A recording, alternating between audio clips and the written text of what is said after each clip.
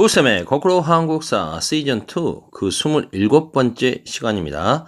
갑신정변과 거문도 사건에 대해서 알아볼 텐데요. 먼저 갑신정변에 대해서 살펴보도록 하겠습니다. 이모군란 이후에 이제 청나라가 사실상 조선에 대한 내정 간섭의 수위를 높여가고 있죠. 이런 상황에서 이제 집권한 민씨 세력은 청나라의 눈치를 보지 않을 수 없었고, 청나라는 개화를 적극적으로 추진하려는 조선의 정부의 의지와는 반대로 조선이 저 빨리 개화되고 더 발전되면 안 되겠죠. 적당히 좀 그걸 누르려고 합니다. 이런 상황에서 청나라에서 파견했던 마젠창, 마건상과 멜렌도르프 뭐 이런 사람들은 조선의 개화 정책을 조정하고 있는 거죠. 조율하면서 일부러 좀 더디게 점진적인 개혁을 추진하고 있었습니다. 그래서 개화 정책과 외교 정책을 둘러싸고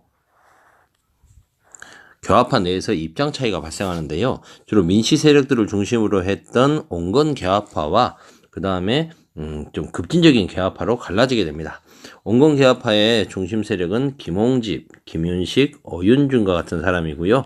급진 개화파는 여러분 잘 아시죠? 김옥균, 박영효, 서광범 등이 있습니다.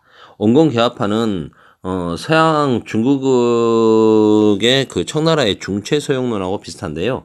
동양의 도를 지키며 서양의 기술만 받아들이자, 성리학의 나라 조선의 그 정신은 그대로 지키면서 서양의 기술만 받아들이자라는 입장이었고요. 이들은 청나라에 대해서도 전통적인 우호관계를 유지하자, 쉽게 말해서 친청, 사대주의적인 성격을 띠고 있었다는 거죠.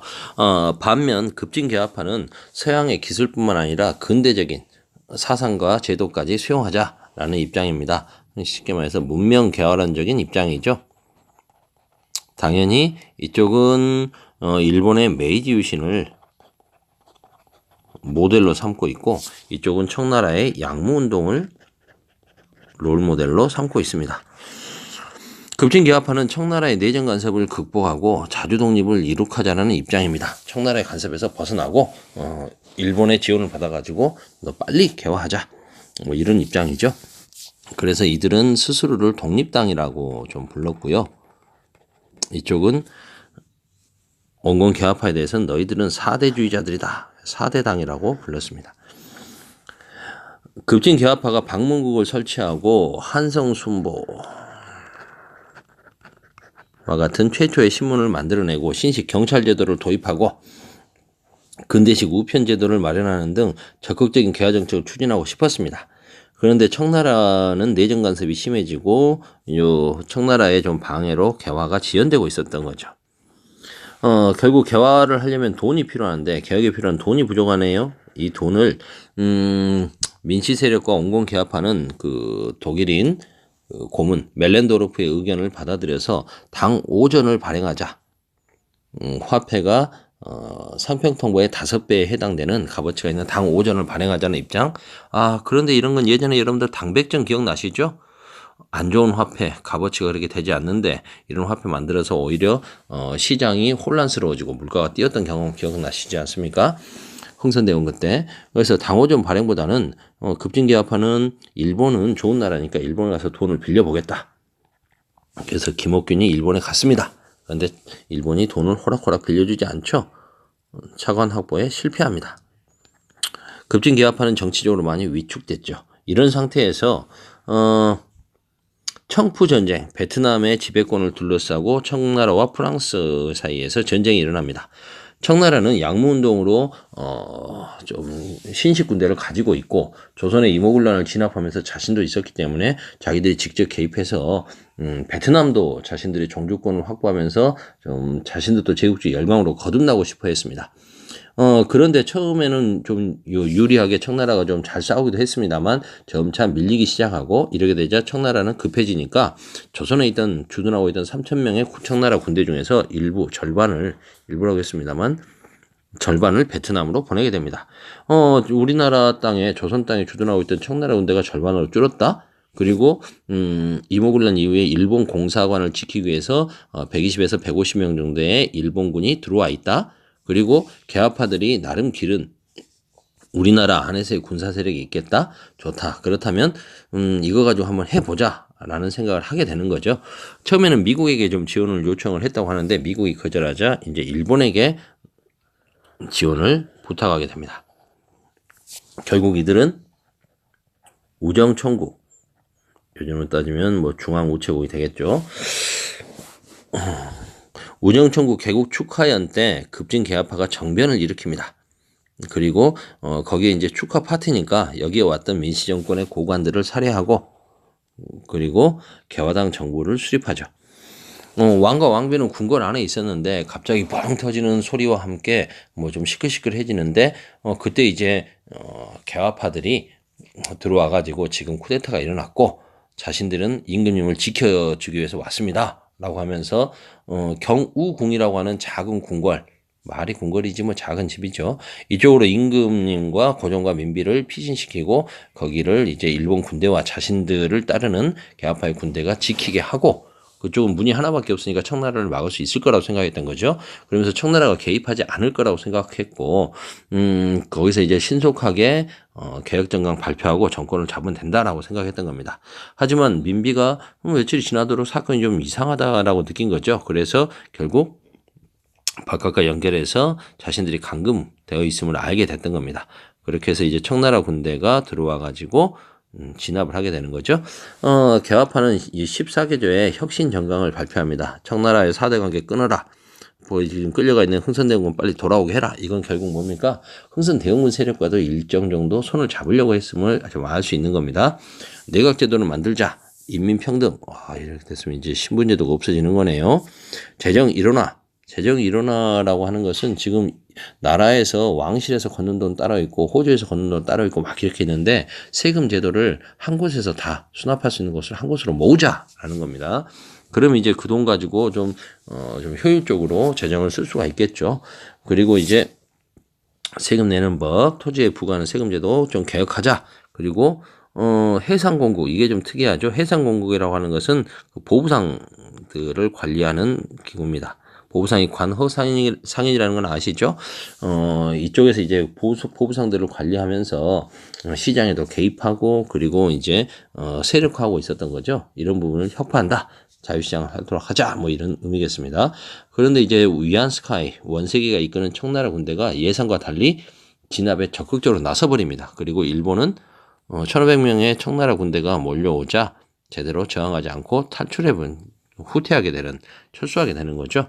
공사관으로 철수하게 됩니다. 이러면서 이제 개혁정강, 14개조의 개혁정강이 무너지고요. 3일 만에 끝났다 해서 3일천하라고 부릅니다. 팡팡. 청나라 군대가 생각보다 빨리 진입을 해왔고 결국 급진 개화파는 일본 공사관을 거쳐서 서양 옷으로 양복으로 갈아입고 일본으로 망명을 하게 됩니다. 이러면서 갑신정변은 실패하게 되는 거죠. 우리나라 최초의 정치개혁운동으로서 자주적인 근대국가를 추구하려고 했던 갑신정변은 비록 실패했지만 뒤에 근대개혁이라는 측면에서 가보개혁과 독립협회 활동으로 계승됩니다. 갑신정변은 좋은 의미도 있었지만 한계가 있었다면 소수 엘리트 지식인 중심으로 근대운동을 했고 민중의 지지를 받지 못했죠. 토지개혁, 백성들이 가장 원하던 토지개혁 내용이 없었기 때문에 백성들의 지지를 받지 못했고 일본에 의존함으로써 오히려 후에 그 매국노라는 딱지를 씌워지게 되는 겁니다. 뭐 그림으로 좀 정리를 해봤습니다. 원건개화파 4대당은 청나라에 거의 꼭두각시처럼 힘이 없었고 일본은 이제 급진 개화파들을 부추겨가지고 한번 정권을 잡고 자기들이 이 땅에서 좀 힘을 길러보려고 했던 거였죠. 하지만 생각보다 빨리 청나라가 개입했고 3일천하로 끝났다.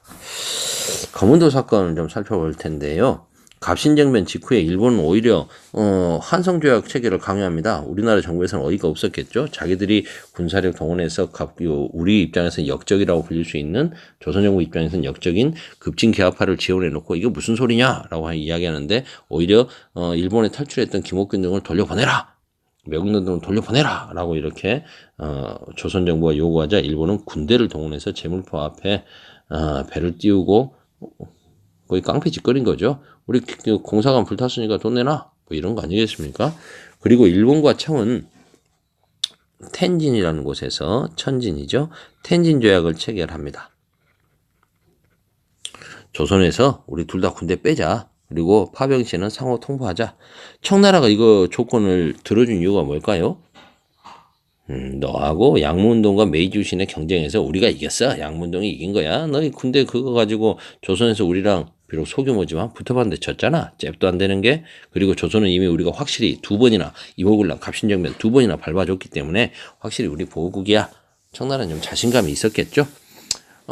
이 텐진조약의 상호 파병 시에 상호 통보한다는 조약은 후에 청일전쟁을 일으킬 때 동학농민운동이 일어났을 때 청나라가 조선에 파병하면서 일본에 이 사실을 통보하고 일본이 이제 그걸 듣고 나서 제물포 조약을 핑계로 해서 군대를 대거 파병하면서 이 땅에서 청나라와 일본이 전쟁하게 되는 그 계기가 됐던 게 텐진 조약입니다.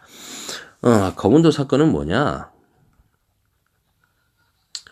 우리나라가 대륙 세력과 해양 세력이 만나는 지리적인 위치에 있다 보니까 러시아의 남하 정책을 견제하려고 하는 그림과 함께 보면 좀 편할 것 같네요.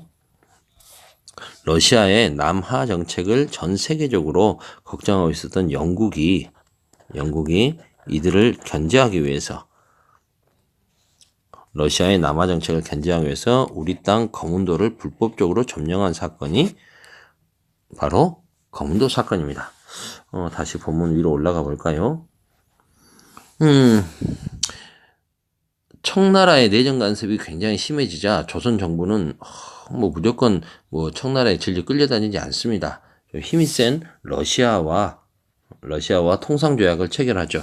다시 말해서 청나라가 러시아는 자신의 라이벌이라 생각해가지고 조선과 러시아가 국교를 맺는 걸 오히려 주선하지 않고 있었지 않습니까?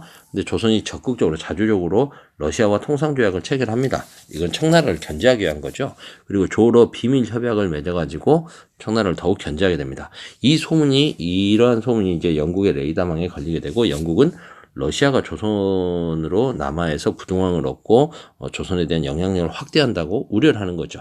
그래서 우리 땅 거문도를 점령하면서 러시아를 견제하게 되는 겁니다. 근데 어이없게도 조선 정부에서는 그 사실 자체도 모르고 있었죠. 영국이 조선은 청나라의 보호국이니까 그래 조선을 점령하는데 조선의 한 섬을 점령하는데 청나라한테는 알려줘야지 해서 청나라에 알려줍니다. 그 청나라를 통해서 우리나라가 이제 우리나라 땅 거문도를 영국이 불법 점령하고 있음을 알게 되는 거죠. 청나라도 입장이 좀 난처합니다. 조선이 자신의 보호국인데 조선 땅이 영국이라든가 러시아가 각축장이 돼버리면 러시아의 각축장이 되면 안 되지 않겠습니까?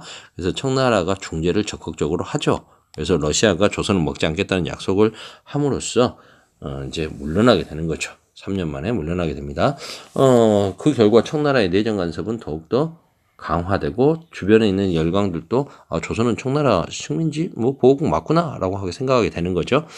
조선 정부는 청나라의 내정 간섭이 더욱더 심해지니까 내무부라는 걸 설치하고 이번엔 러시아 말고 미국과 한번 친해져 보자. 미국과 우호를 강화하는 등 나름대로 이렇게 반청 노력을 합니다.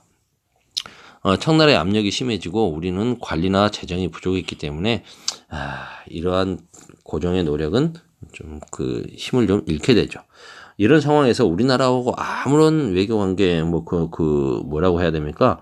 이해관계가 없는 독일에서는 독일 부영사 부들러가 조선을 중립화하자라는 굉장히 고마운 의견을 내게 되죠. 이것도 독일이 우리나라와 아무 이해관계가 없으니까 사실상 그렇게 한 거 아니겠습니까? 그리고 갑신정변 때 일본 거쳐서 미국으로 갔던 6.1준이 돌아와서 중립화론이라는 걸 주장합니다. 우리나라가 열강의 그 인정하에 중립국이 된다는 건 굉장히 좋은 내용이었는데 안타깝게도 힘이 없는 우리하고 이해관계 없는 독일이라든가 그리고 역적으로 몰려서 감시받고 있었던 6.1준이 주장했기 때문에 이게 정책화되는 데는 실패했습니다. 벌써 14분 30초. 오늘은 여기까지.